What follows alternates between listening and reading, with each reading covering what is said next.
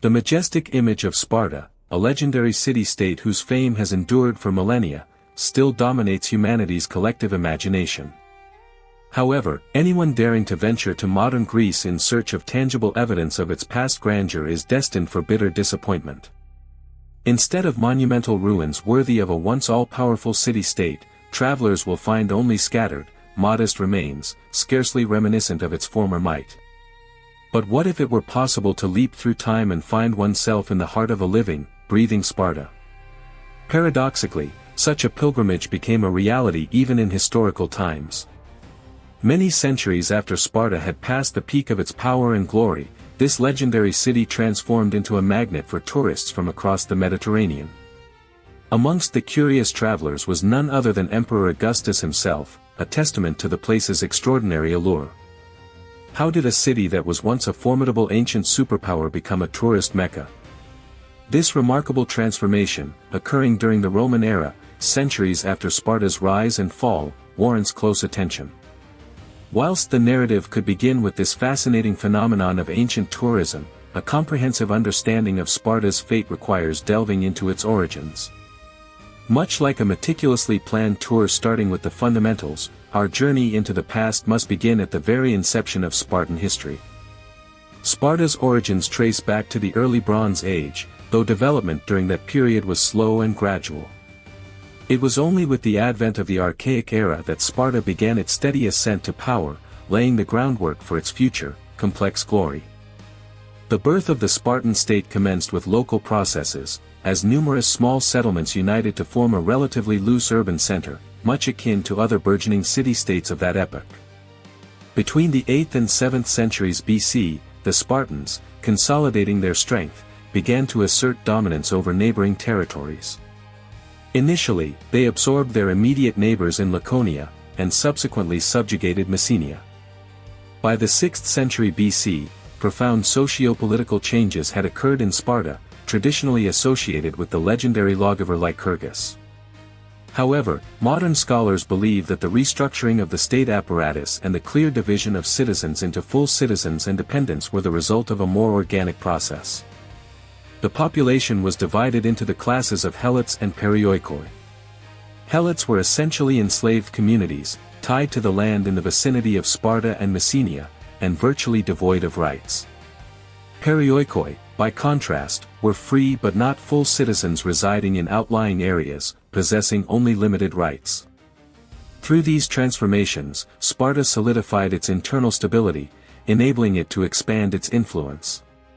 Initially, expansion occurred through military conquest, but it soon evolved into a sophisticated foreign policy strategy based on creating unequal alliances, known as the Peloponnesian League.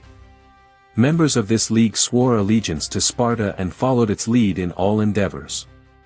By the 5th century BC, the Peloponnesian League had achieved such might that Sparta became the undisputed leader of the Greek world. This afforded the Spartans a unique opportunity to distinguish themselves during the Greco-Persian Wars. Sparta's victories on the battlefield, bolstered by skillful propaganda, elevated it to the status of an undeniable authority and a preeminent power in the ancient world's consciousness. In the ensuing decades, Sparta engaged in a fierce struggle with Athens during the Peloponnesian War, seeking to establish hegemony over Greece. Triumphant, Sparta reached the zenith of its power and prosperity. This period cemented its name in history for centuries to come. During the zenith of ancient Greece, travelers arriving in Sparta hoped to see a bulwark of power and grandeur. However, they were met with disappointment. The city did not match their preconceptions of a center of power. The historian Thucydides, reflecting on this paradox, noted that if only Sparta's temples and foundations remained, future generations would struggle to believe in its former greatness.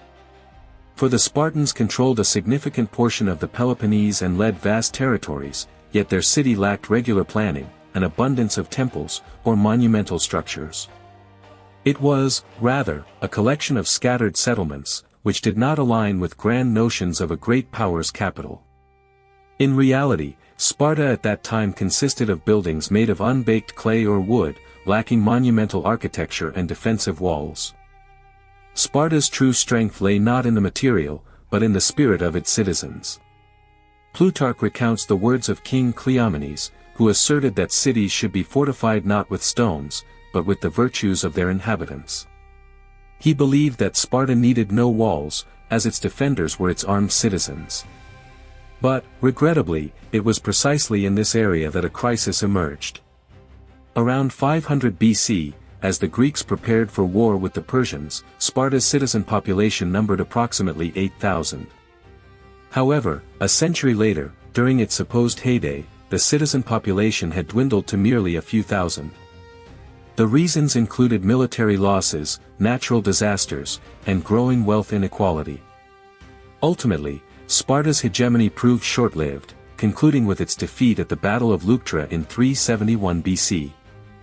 Soon after, in the very next year, the distinguished Theban general Epaminondas, leading a formidable army of 35,000 warriors, invaded the Peloponnese. A series of powerful and decisive blows led many of Sparta's long-standing allies to switch allegiance, whilst the Messenian Helots staged a large-scale revolt. Furthermore, a new city, Megalopolis, was swiftly erected in Arcadia, intended to serve as a bastion against Spartan ambitions.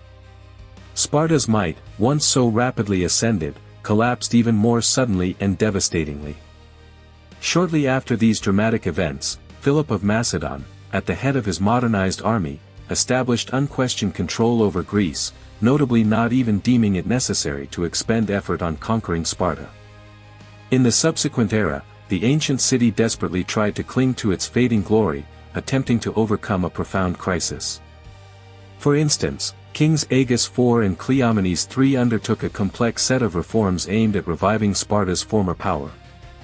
These transformations included the redistribution of landholdings, the cancellation of debts, the expansion of citizenship, the recreation of the agoge educational system, and generally represented attempts to restore Sparta's status as a great power.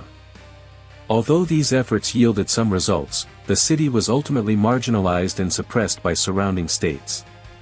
A stark testament to Sparta's deep decline was its forced construction of its first defensive walls, yet even this measure could not turn the tide. By the end of the 2nd century BC, Sparta was incorporated into the Achaean League, its fortifications were destroyed, the agoge system abolished, and it was forced to adopt the customs and ways of its neighbors. In essence, the legendary Sparta ceased to exist. However, the memory of its glorious past did not fade, and it was this very fact that served as the impetus for the polis's revival in the Roman era. The Romans' initial encounter with the Hellenistic world occurred during the expansion of their influence in Italy and Sicily, but it was the wars against the successor states of Alexander the Great that brought them dominance in the Hellenic world. In these circumstances, Sparta was able to capitalize on the shift in the balance of power and even supported Rome in the last major Greek revolt against the invaders. This proved to be a far-sighted decision. After the revolt suppression, Sparta was generously granted the status of a free city and, at last, the opportunity to revive its ancient customs and traditions, at least within the bounds acceptable to Roman provincial governors. It was around this time that Sparta 2.0 began its process of resurgence. Sparta faced a titanic task, to revive its former greatness. When the Roman general Lucius Aemilius Paulus visited Sparta to pay his respects, he found paltry remnants of its former way of life, preserved only in the distinctive clothing and hairstyles of its men. Lycurgus's laws had long since vanished, and the younger generations of Spartans were disconnected from their glorious historical legacy. Only a few enthusiasts, teachers, and philosophers independently studied Sparta's history, but their perceptions were distorted by legends and personal biases. Thus, the Sparta 2.0 project risked becoming a parody based on a fictional reality, rather than a genuine revival. Initially, Sparta achieved some success during a period of stable Roman rule. However, this calm was disrupted by the internal strife of the 1st century BC, when armies moved freely across Greece, draining human and material resources. Fortunately, Sparta once again found itself on the winning side, that of Augustus. Upon ascending the imperial throne, the triumphant Augustus paid special attention to the city, visiting it personally in 22 BC. However, as ever with Augustus, this move was dictated by ulterior motives. Seeking to restore the shattered republic, he positioned himself as a conservative ruler capable of returning pre-war stability. An association with Sparta, a symbol of conservatism, was perfectly timed. But there was a slight problem: Sparta was only just beginning its revival and could not fully demonstrate its conservative prowess. The emperor intended to resolve this. Augustus arrived in Sparta not merely for a courtesy visit, but also to provide financial backing. During his stay in Sparta, a Roman, presenting himself as a wealthy traveler, showed keen interest in the local agoge competitions and shared meals in communal dining halls, sparing no expense. This act initiated a unique tradition later adopted by Roman emperors and other high-ranking elites. Soon, a mutually beneficial relationship developed between Rome and Sparta. Crowds eager to sponsor its activities visited the city, whilst Sparta, in turn, offered guests the chance to experience authentic Spartan life. The more authentic this experience seemed, the more it was valued. It is easy to imagine how this evolved. Essentially, a distinctive tourist attraction emerged, or, as one might say today, tourist trap. But what exactly constituted this famous Spartan experience? It must be acknowledged that its precise details largely remain unknown. Initially, tourists likely contented themselves with observing the city's daily life. It seems there was even a specialized guesthouse intended for visitors arriving specifically for this purpose. Probably one of the most popular spectacles was observing the agoge routines. As mentioned, over time this ritual became even more spectacular and brutal than before. For instance, there was a tradition of an ancient Spartan custom known as flogging, or diamastagosis, intended to commemorate a historical episode when young Spartans defended a sanctuary from Thracian barbarians, armed only with reed sticks. According to legend, this event involved the following ritual: 17-year-old boys undergoing the agoge were given reeds and commanded to defend the temple of Artemis from 16-year-old adolescents, who were unarmed and tasked with stealing cheeses stored inside. The one who managed to infiltrate and procure the most cheese was declared the victor, and their blood was used for ritual consecration in the temple of Artemis. However, in the era dubbed Sparta 2.0, this once ritualistic ceremony transformed into a far harsher and more merciless practice. The youth standing inside the temple were brutally beaten, with the sole criterion for victory being exceptional endurance. Only the last one left standing was proclaimed champion. No games or symbolic cheese theft, just pure, unadulterated pain. Such a spectacle undoubtedly garnered immense popularity amongst numerous tourists, who could only gaze in awe at this display of unparalleled resilience and courage. Now before their eyes was the very Sparta they had heard legends of, not fictional stories of children stealing cheese, but a reality where young men were flogged almost to unconsciousness. For many centuries, the city proudly solidified its new, brutal identity. Sparta, once a modest city of clay, underwent an era of radical transformations with the influx of funding and widespread attention. New public buildings arose everywhere, grand monuments were erected, temples were expanded, and extensive works were undertaken to attract a continuous stream of visitors. For example, to make the famed rigorous agoge educational system more accessible to the wider public, a dedicated arena was built outside the Temple of Artemis. Here, spectators could comfortably sit on elaborately decorated stands, adorned with statues of celebrated Spartan champions, and observe the daily training and intense competitions of youths striving to earn their place on the fabled roll of heroes. Some foreigners, according to accounts, were so impressed by this spectacle and the entire educational system that they sent their own sons to be trained in the agoge. Another important and immensely popular attraction of Sparta 2.0 was undoubtedly its numerous religious festivals. Three ancient celebrations, the Hyacinthia, the Carnia, and the Gymnopaedia, collectively drew countless devotees and spectators. The Hyacinthia were dedicated to the preservation and revival of ancient song traditions and choreographic forms, and also included various competitions, both foot races and equestrian events. The Carnia during this period were primarily described as a series of athletic competitions, where the victor was granted the esteemed right to erect their own statue.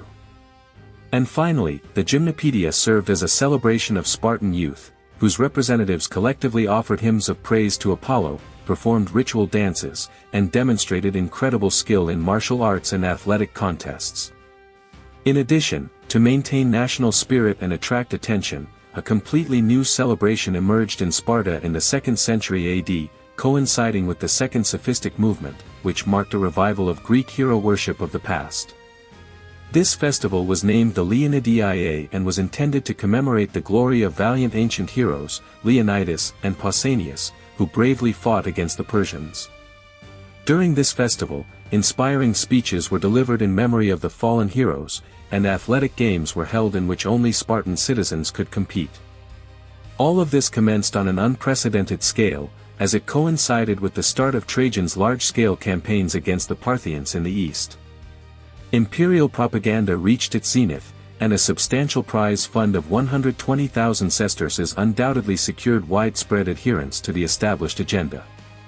As a result of a series of notable events, Sparta 2.0 gradually emerged from the shadows of history, managing to occupy significant positions in the economic and political life of the Greek peninsula. However, this revival required considerable effort and resources. To sustain public interest, Sparta was compelled to transform itself into an elaborate imitation of its famed predecessor. This necessity demanded substantial financial injections, leading to the introduction of special taxes designed to ensure the stability of the city's coffers, funded by its wealthiest and most influential citizens. Nevertheless, powerful streams of tourists, attracted by the developed entertainment industry, especially during popular festivals, periodically depleted the city's treasury. For instance, heavy pedestrian and chariot traffic led to rapid wear and tear on road surfaces, requiring constant infrastructure maintenance efforts. Furthermore, sudden population surges regularly provoked food shortages, which, in turn, kept prices for staple foods high. 10 surviving inscriptions dating from the 2nd century AD directly attest to the scarcity of provisions, with 2 more discovered during Emperor Hadrian's visit. Sparta found itself in a difficult situation, where historical trends inexorably pushed it towards maintaining its once formidable image, a task that became increasingly challenging. This circumstance naturally raised the question, what was the true purpose of all these endeavors? During that period, Sparta no longer possessed its former military might and did not participate in major conflicts that could serve to hone military skills. Historical records indicate only the occasional provision of contingents for the Roman army. However, this was not akin to the deployment of Spartan super-soldier hoplites capable of turning the tide of battle. An example of this degradation was the campaign of 214 AD, when Emperor Caracalla, preparing for war against the Parthian Empire, summoned a small Spartan cohort of merely 500 warriors.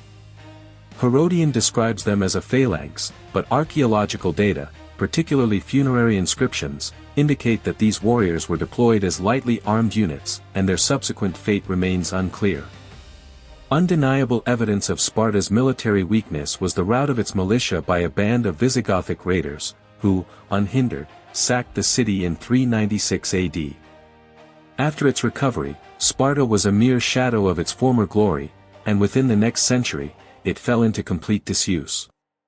The epicenter of regional power shifted to other geographical coordinates, and it was only in the early 19th century that a modern city, inheriting the name Sparta, arose on the site of the ancient ruins. This is where Sparta is located today, representing, in essence, its third incarnation.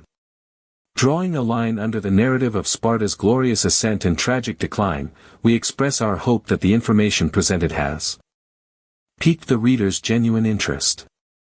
For antiquity scholars, it has been a true revelation to observe the radical metamorphoses that the structure of this polis underwent throughout the centuries. Particularly astonishing is the fact that Sparta, in its role as a peculiar ancient tourist center, endured significantly longer than it did as a hegemon whose power was based on military might. This circumstance gains particular significance when it becomes known that the lion's share of perceptions about early Sparta, provisionally labeled Sparta 1.0, originates from historical accounts describing its later and entirely different version, Sparta 2.0, which acquired characteristics akin to a modern theme park, attracting tourists from all over the world. It is hoped that such an understanding will allow for deeper context when studying other materials concerning phenomena such as the Spartan mirage. These investigations aim, thanks to the meticulous work of modern historians, to unveil the authentic, less distorted and uncaricatured history of Sparta 1.0.